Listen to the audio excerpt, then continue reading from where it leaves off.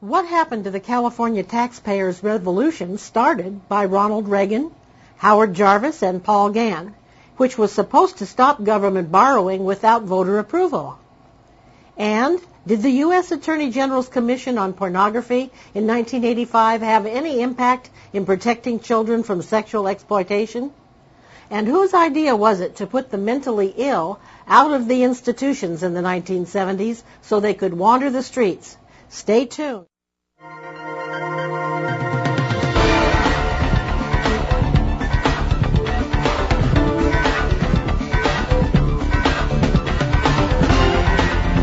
Being Attorney General was like being captain of the Olympic javelin team who elected to receive. And indeed, there were lots of spears thrown at me and other members of the department.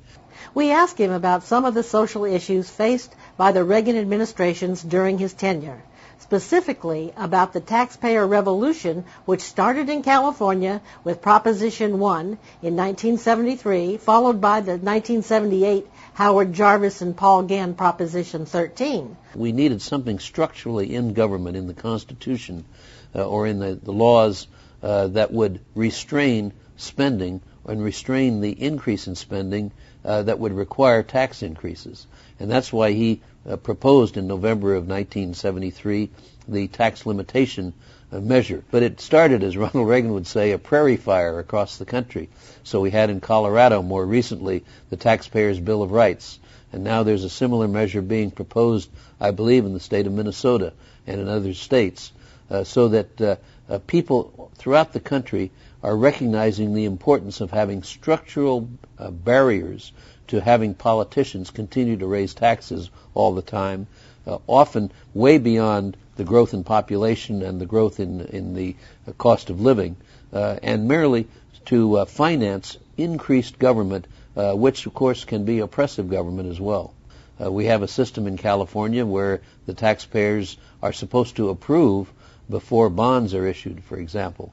And it's my understanding that there are other ways now that they found around this, called participation notes and revenue anticipation notes and other kinds of gimmicks which allow politicians to increase the tax rate, the future tax rate, and which allow them to raise more money, which ultimately is going to have to be paid by the taxpayer. The law should require the public to vote on long-range borrowing, which ultimately has an impact on the tax rate and the tax situation in the future.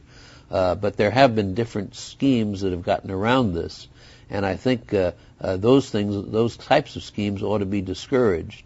And actually, our legislators ought to pass laws to keep those types of gimmicks from being utilized. I think the public has a right to know about and to vote to approve long-range borrowing that has an impact on future tax rates. We asked him to describe the 1985 Pornography Commission. The President asked that a commission be organized. As I say, my predecessor started it. By the time we were ready to launch the commission, I was Attorney General and was happy to give them their charge, and they worked for a year. They came in with their report, and they showed basically three things. Number one, a much more extensive analysis of the harm of pornography than ever before. Secondly, the close relationship between pornography and organized crime.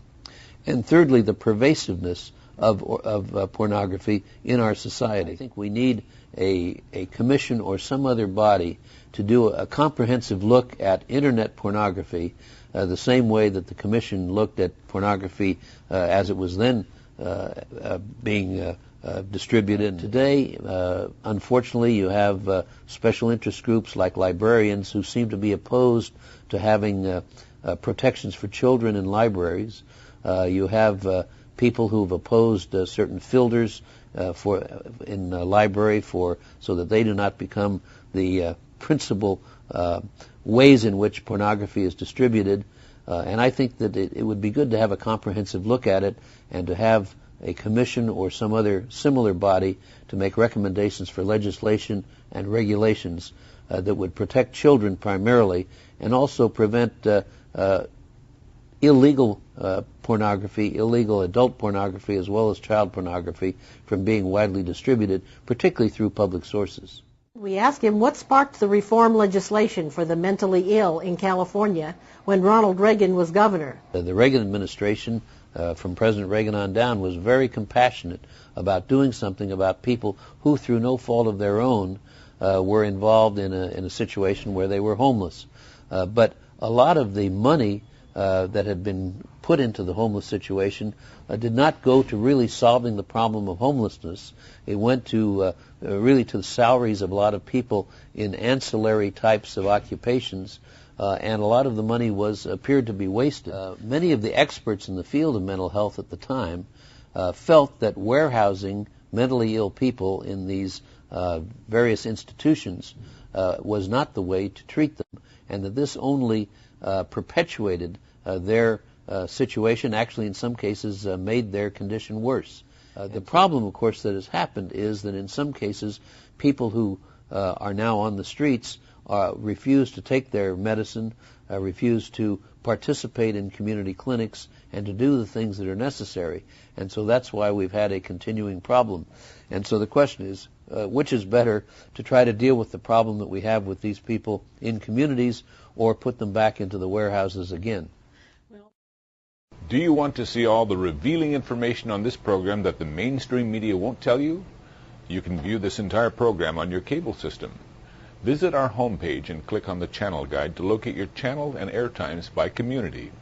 Or you can purchase the full programs on DVD, VHS, transcripts, or audio tapes by visiting our media store.